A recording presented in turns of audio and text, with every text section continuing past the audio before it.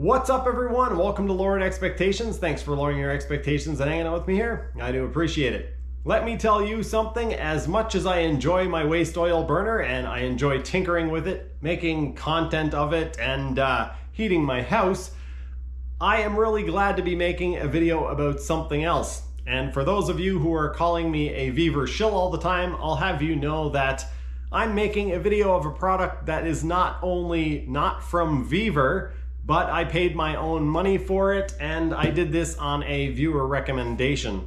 Also, Weaver has offered to send me several products over the past couple of months. It'd be interesting to make a video and just show you guys all the things that people offer me that I just don't bother doing because I either don't have time, don't have the interest, or don't think it's relevant to my audience. Anyway, enough blabbering about that.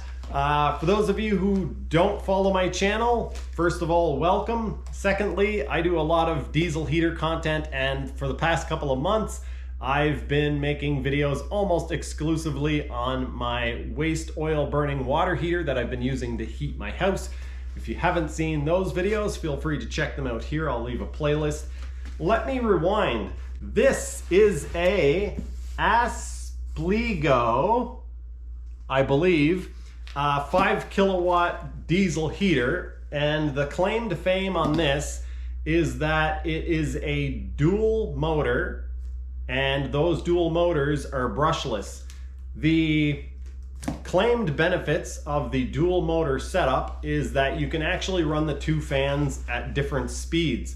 Those of you who don't know a lot about diesel heaters, they generally have one motor, and that motor controls the combustion air fan as well as the heating air fan, so the air that actually circulates to heat up your airspace. When you go to increase the heat level, you have to increase the fan speed to dissipate that heat, to blow the heat into your living space, but you don't necessarily need to increase the combustion air at the same rate. And if you increase the combustion air too much, the more you're actually cooling off the combustion process and blowing heat out the exhaust. The heat that is created by the combustion process needs time to actually absorb into the heat exchanger to get into your living space. So what this heater should be able to do, whether or not they implement it properly, that remains to be seen. But what they claim to be able to do here is actually slow down the combustion air, or slow down the combustion fan, and still keep the cooling air or the heating air fan going appropriately fast to circulate that air. So I've blabbered enough. Let's get in a little bit closer, take a look in the box, and see what kind of quality we're working with. I am going to tear this thing completely apart, so stick around. A huge thanks to Jason and Rolf for being my latest Patreon supporters. Thank you, fellas. I do appreciate it. If you guys are interested in getting involved and joining us over on Patreon, there is a link in the description below. If you don't want to make that kind of commitment and you got a few dollars to throw at me, I will leave a little video to kind of show you how to leave a super thanks. And if you're not comfortable doing any of those things, I would just appreciate a like on the video and get involved in the comments. Thank you. I want to be very clear that this is not going to be a performance testing video, and I'm not going to do side-by-side comparisons between, say, a Weaver heater and this model. That's going to take a lot of time and a lot of effort, so if you guys want to see that, then let me know down in the comments section.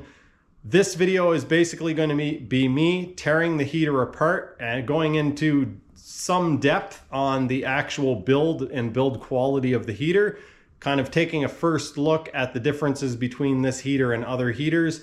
I will, of course, be firing this heater up later on in the video and kind of walking you guys through the basics, but there won't be any side-by-side comparison between this heater and another heater, and I'm not going to do any performance testing. The closest thing to performance testing I'm going to do is check the temperature of the exhaust and see if it's even close to what they claim in the owner's manual.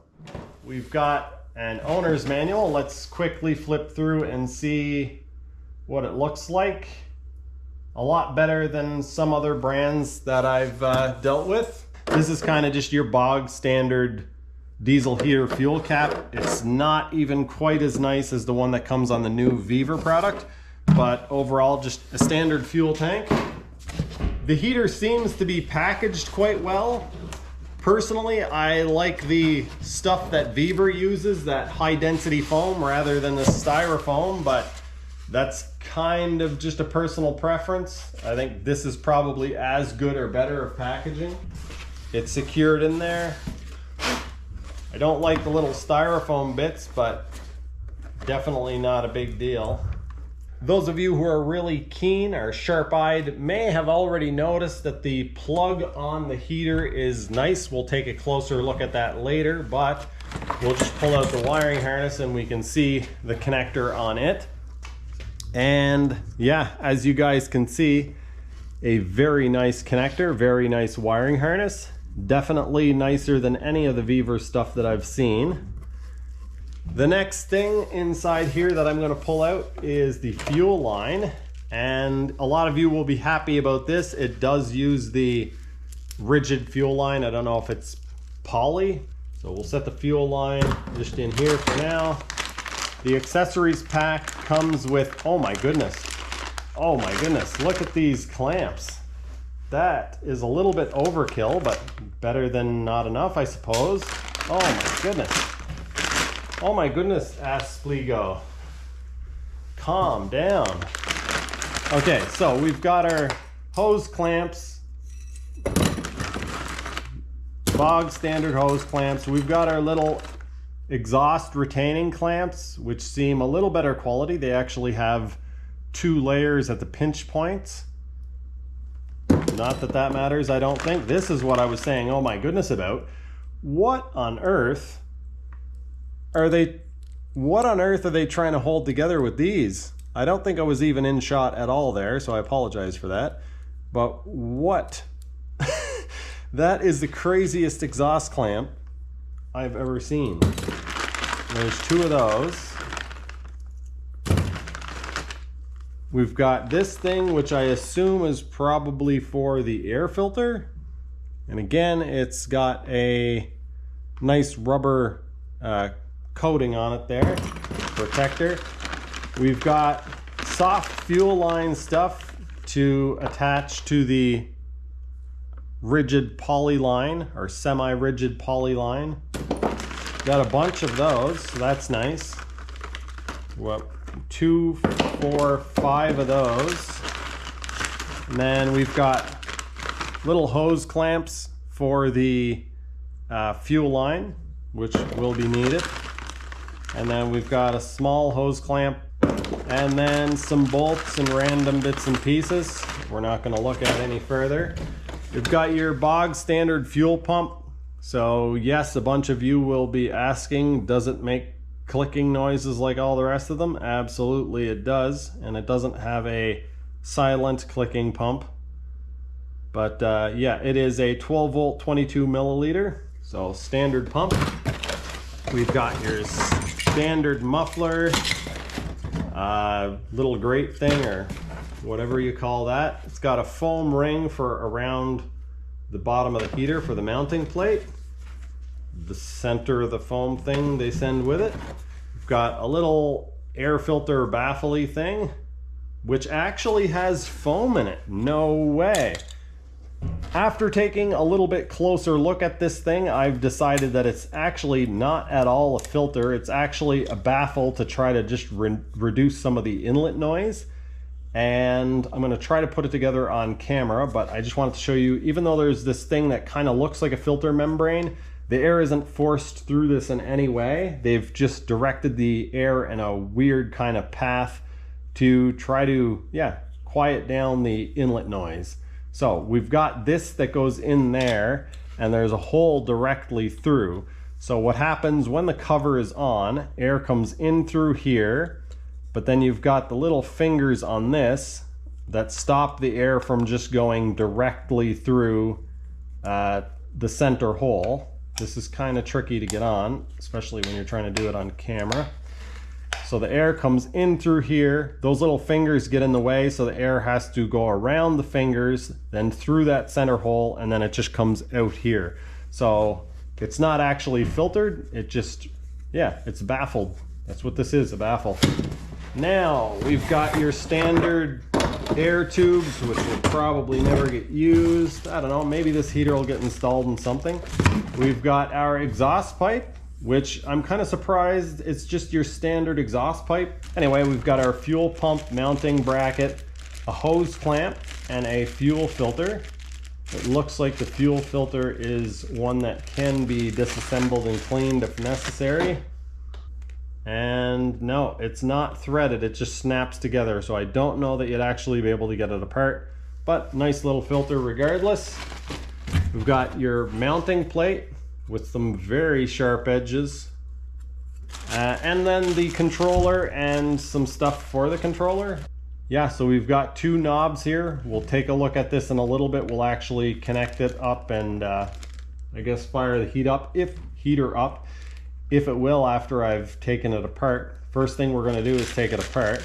Sticky foam pad to stick the controller to something, and then a little remote, which looks a lot like the new Viva remote, their latest Bluetooth version. That took way too long, and I assure you guys it was way more painful for me to edit than it was for you to watch. But thanks for watching. If you're enjoying so far, remember to leave a like on the video. Gotta love that GoPro life. It stopped recording right in the middle of my clip. I'll come back when this is back together. I will say that this looks a lot better than a lot of the other heaters. This looks like a very quality case. The end nut is different from most that I've seen. It looks like it probably has a little bit better airflow than some of them. Arguably, this pattern makes it a bit more rigid, although I think they probably just did it because it looks cool. And it does look cool. I have to say I do like the look of the heater. Not sure if this is fiberglass reinforced, but it is quite rigid. It is a very nice case. There we go. We got the seal off. Now, will this pull out of the case easily, or is it going to be a struggle? All right, that was pretty easy. It's almost as though I've done it before. The case, again, has these swoops in the side to probably add some rigidity to it, but I think they probably did it because it looks cool. Very rigid, very nice looking case. If you guys can tell me why they would put this little reflective heat tape thing on here, let me know. It sits against this part of the heater. I'm not sure why they would want that on there. If you guys can think of why they would put that there, let me know. This case has these little green pads in the corners. I believe my Viva heater had that. They eventually broke out from me taking the heater in and out of the case so much, but that cuts down on vibration, and I think probably also insulates or isolates the case, or the case from the heat exchanger. And you guys can see those green pads, there's 4 of those. They sit against these little feet here on the heat exchanger itself. There's just little nubs touching the case. Everything in here looks very similar or the same. We've got the fuel pipe coming in with a fuel pipe seal. We've got a gasket. We've got the glow plug with the same kind of seal around it. We've got the same thermistor or heat sensor. It's in the same location. Wires look the same. It's got the ECU in the same location. What is different is the connectors. These connectors actually have little safety locks on them. I'm gonna have to figure out how to open them up before I go breaking wires off. Also different is the fact that the main wiring harness actually connects with a plug. These are usually soldered into the ECU, and in this case it actually clips in, and there's no lock on the main one. That's weird. Our main harness plugs in here, 2 power wires. We've got our glow plug wires, and then the wires for the combustion fan motor. Nope, that's for the heating air fan motor. And then on the other side of the ECU, we've got our temperature sensor, and this is for our combustion air motor. I have to say that the routing of the wires is all very nice. Everything looks put together fairly well here. No complaints whatsoever. They've changed the housing where the fan goes on. They've put some posts on it and they've threaded it. The piece that threads on is plastic, and that is attached to a second motor. If I manage to get one of these off without breaking it, that will be kind of amazing. I think I've figured out how to get these little clips off, and I'll show you now. Just take a little flat screwdriver and pry on the red piece. Kind of annoying that the retainer actually comes right off, because that means it's going to get lost. Anyway, you just get a flat screwdriver, put it in underneath that red piece and push back on it. The retainer comes off, and then that allows you to push down on the connector and release it. Just like this. Wow, still pretty stiff.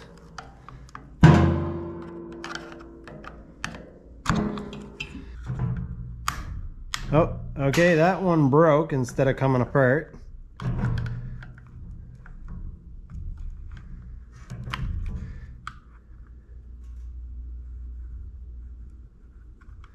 See, that one went flying. I was gonna say, am I only gonna break one? And this, the ECU comes off the same as any other heater, or most other heaters anyway. 4mm Allen key. Some of them use a Phillips screw. Once you've got the screw out here, or bolt out here, you just squeeze together these little clasp pieces and the ECU will pop out. Because it's a brushless DC motor, it doesn't actually need the sensor to tell if the motor's spinning, because it's getting feedback through the wires that feed the motor. Interesting. Let me know in the comments section if you think this is actually going to work once I get it back together. Just to build suspense, I'm going to pull the fan housing off before pulling the, I don't know what you call this, motor assembly apart. I'm curious to see if the burn chamber is any different. I suspect it's not. I'm also curious to see if the fan is different. I suspect it is not. The fan is in fact no different. It's very weird to be turning this and not having it turn the other fan. In order to pull the chamber out, we do need to pull the glow plug out. So we'll see if we can do that without breaking anything. I do have one of those glow plug wrenches, but I prefer just to use a normal wrench. Success. We've got a 12mm. Is it a 12? Yes. Same standard glow plug as everything else I've ever taken apart.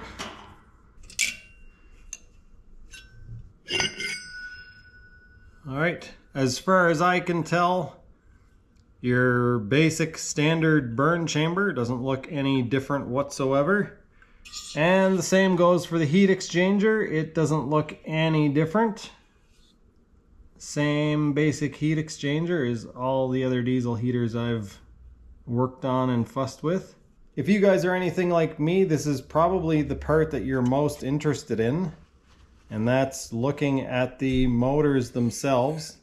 I don't think I'll actually split one of the motors open. From looking at them from here, it looks like they're sealed units, and if I take them apart, they're not going back together ever.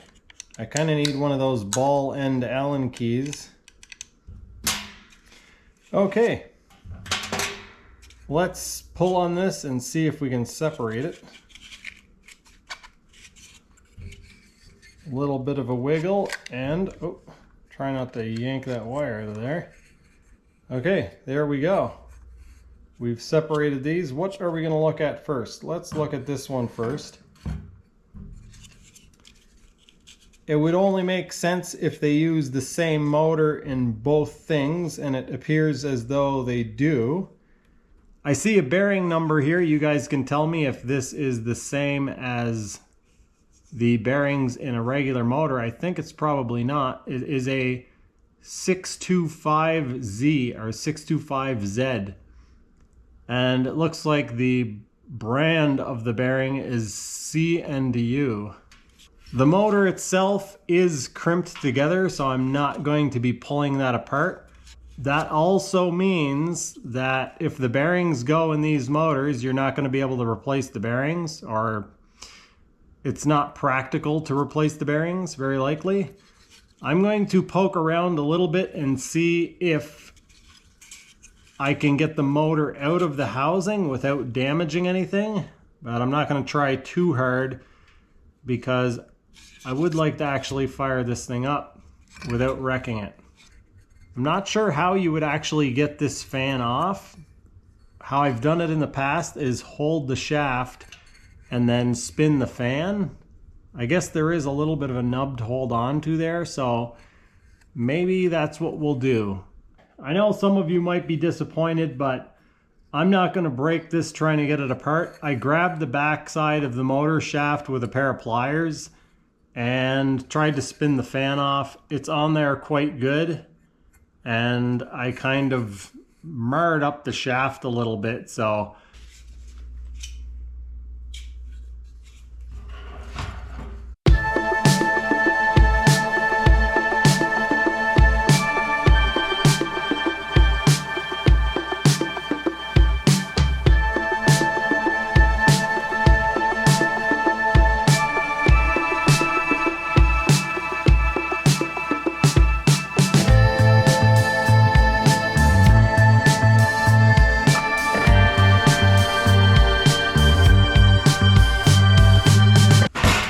time.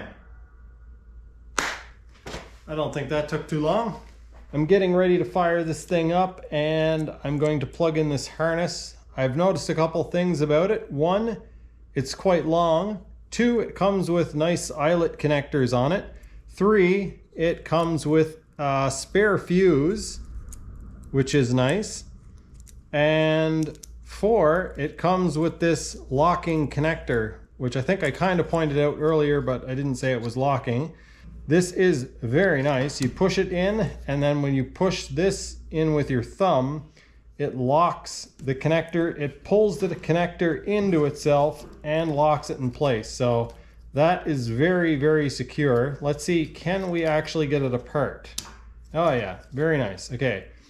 I'm having a look through the manual looking for how to prime the fuel system, and I came across two things that are kind of interesting. One is the claim to fame about this heater is that because it has two motors, it can run the combustion fan and the heat exchanger fan independently or separately. And they claim because of this, they can actually get the exhaust temperature down to 212 Fahrenheit compared to a standard heater being 752 Fahrenheit. We'll see if that is anywhere near the truth. We'll actually check a couple heaters, but that might not be in this video. The other thing I found interesting is they're actually saying down here, which could be a problem for me, is it says this product is only suitable for regions below 1,000 meters in altitude. So it doesn't have any altitude compensation. And that seems kind of silly on a heater that actually has two different motors. Okay, here we go. So they say power on, query mode. After powering on, press the fuel settings button to enter query mode. The display will cycle through voltage, fuel pump frequency, igniter power, what? Fan speed, altitude, ambient temperature, and housing temperature. Rotate the knob, see blah blah blah. Here we are, priming. So after powering on, press the fuel button 5 times to enter priming mode. The fuel pump will operate at 5 Hertz for 200 seconds, displaying a countdown. Okay, okay, there we go. When you are done priming, you can simply push the oil button. They call it a fuel button. It says oil on the screen or on the controller. So now that the system is primed, I will just push that button and the priming stops. I have just discovered that these clamps are not actually for the exhaust. I'm going to check the manual to see what these are for. I don't actually see in the manual anywhere where it says you should get these. All right, folks, I fired the heater up on its side and it didn't sound great, so I figured it wasn't really fair to judge it by that. So I'm gonna fire it up again.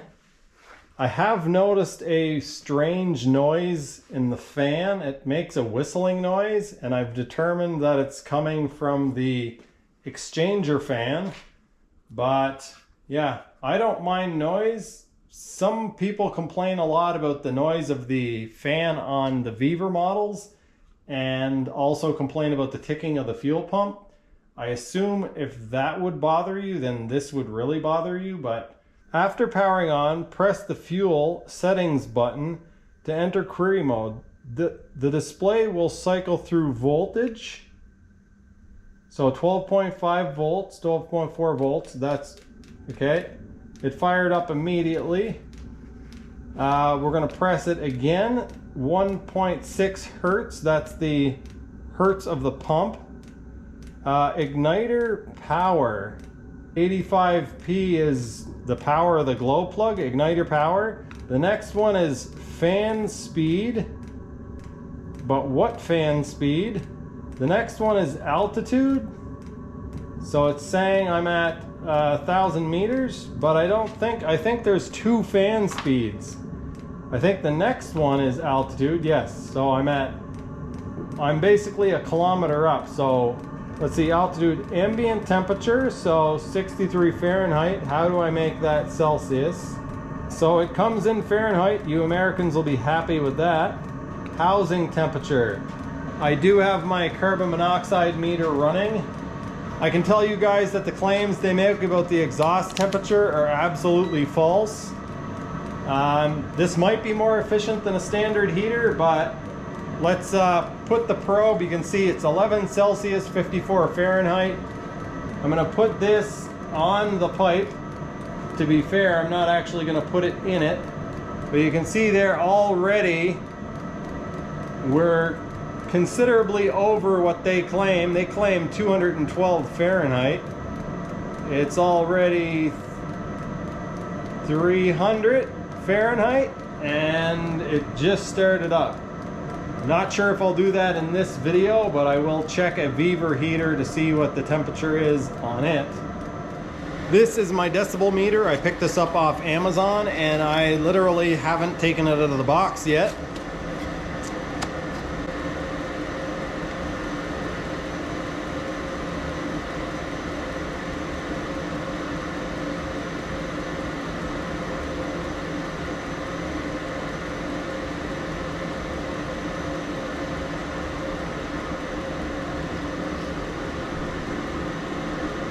Hopefully you guys can see that. The maximum was about 69. Once I started talking, it went up. Some of you might love this controller because it has different modes. As far as I'm concerned, this is just a complete pain in the butt, and there's too much stuff on it. So I'm gonna try to show you guys what I think is how it works. Right now it's in auto mode, so you use the fuel button, use the left button to set the mode, and then you use the right button to actually increase or decrease the level. So right now it's in what they call auto mode. I'll check later, but I'm pretty sure the heater just slows down. I don't think it's going to shut off. But right now we're in auto mode. You can see it says auto here. Hopefully you can see that. And if I turn this knob, we can go to 81 Fahrenheit, whatever. So we can go way up and way down. And if I turn this way down to 50 Fahrenheit, the heater slows down, but I'm pretty sure it's not actually going to shut off. Oh, that's the cold side. That's not going to do anything. This is ambient temperature is 73, and we're set to 50, so the heater doesn't shut off, it just slows down. We are now in auto setting, which I don't know if you can see that. It says auto there. If we rotate this, it goes to eco setting. So in the manual, they call this choose between energy savings. So they're calling that energy savings. So there's level 1 in eco mode. Level 9 in eco mode. We'll go back all the way to level 1, And then I'll go to, what do they call it? I think the next mode is standard. And you also have, in standard mode, you can go from 4, so it doesn't allow you to go any lower than 4, up to 9. So that's kind of weird. And then in what they call super mode, or super modes in the manual, they call it STR here. I don't know what that means, but it allows you to go from 7 to 9. I guess probably what they want you to be able to do is have 3 different settings. So instead of selecting through and changing to what setting you want, I think what they're doing is you can have one mode. You can just basically scroll through this dial and select, I don't know, it's stupid. I don't like it. I'm sure some of you will love this. We're in eco mode, level 9, and we are at 2.3 hertz on the pump. That seems very low. So now what we're going to do is we're going to switch over to standard mode. Okay, so there's the difference. This, to me, folks, is just a lot of nonsense. Some people, I think, are gonna love this because it gives you stuff to play with, but in my mind, this is just pure nonsense. All right, so 3.4 hertz on the pump. Now what we're gonna do is go to super mode. Wait, super mode. Super mode level 9.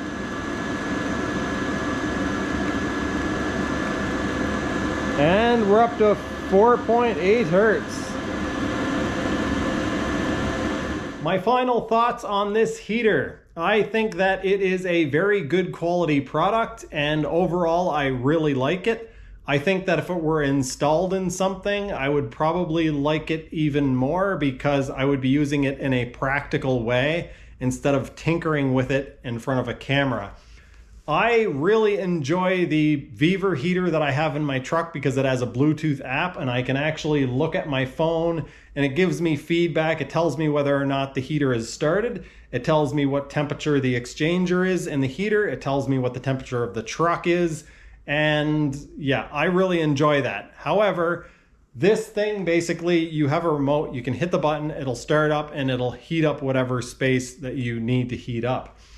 I think a lot of you are really gonna like this if you end up getting one because it gives you some settings to play with, but at the same time, it doesn't seem like you can really mess anything up. It's giving it a little bit more fuel and controlling the combustion fan speed to make sure that you're still not running too lean and producing a lot of carbon monoxide or blowing the flame out or something silly like that. This isn't quite as tinkerer friendly as the type where it gives you access to the engineering menu where you can actually get in and manually change the pump hertz and the fan speed. I should probably start writing scripts or using some sort of notes because I am extremely forgetful. I just shot a bunch of clips, went into my house, put my SD card into my computer, and immediately remembered something that I thought was important to share with you guys. And that is, despite saying some things that might have sounded a little bit negative about this heater, I actually think that these heaters are very possibly the future of diesel heaters, and the 2-motor setup, whether or not implemented correctly in this particular heater, have the potential to do some really cool things. Yeah, I think that it's really the way forward. Whether or not manufacturers will take advantage of this situation, that is to be seen, but I'll be really excited if Viver comes out with a heater to kind of match this in the coming months or coming years. But either way, this heater was quite a bit more expensive than I've paid for, I think, any other heater. And I don't think that I would spend my money unless I'm making a video of it, so I bought it to show it to you guys. but I'm not sure where it's actually going to get used or what it's going to get used for. So if I was spending my own money, I would still buy the heater that was in my truck over this particular heater. But I can say that if this heater had the same Bluetooth app and the same controls that the one that was in my truck, I would be buying this probably even if it was $100 more, just because, yeah, I just think it's a really cool concept, and I think it has the potential to be even better in the future. So I just wanted to add that in. I thought it was important. A couple of people have talked about either getting one of these heaters, and Phil has said that he's picked one of these up and was curious if the heater actually shut off. Sorry, Phil, but it doesn't look like it does. It actually just ramps down once it reaches the temperature that you've set it at. The heater does make a funny whistling sound sometimes, but it seems to be more when it's in between two settings or ramping up or ramping down.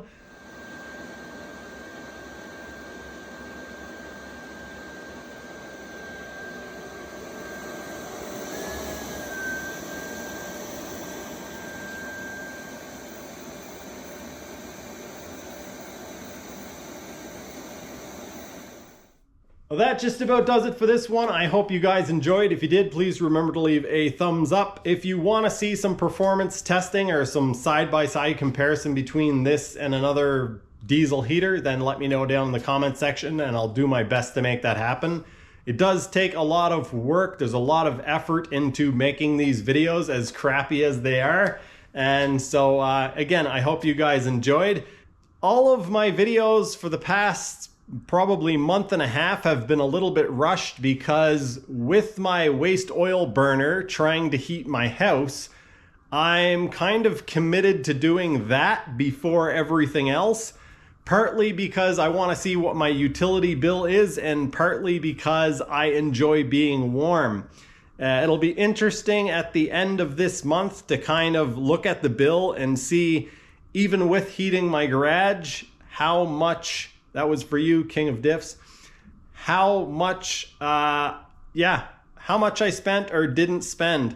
One sad truth about the utilities bill is that even when you get your actual gas payment down to almost nothing, the fees that they charge you here in Alberta, Canada, the administration fees and the carbon tax and everything, I believe in November, my actual gas usage was about $15 Canadian, but my total bill, my total gas bill, when you account for all the fees and taxes, was $125.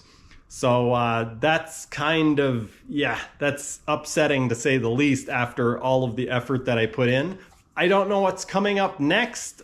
I might do a fuel pump test or tear down and test. I have some quiet fuel pumps and I bought a sound decibel meter thing. But I might also do another update about my waste oil burner because, well, there's been a bunch of changes again. And some of you are still interested in that. Again, that's going to do it for this one. Thank you so much for watching. I'll see you next time.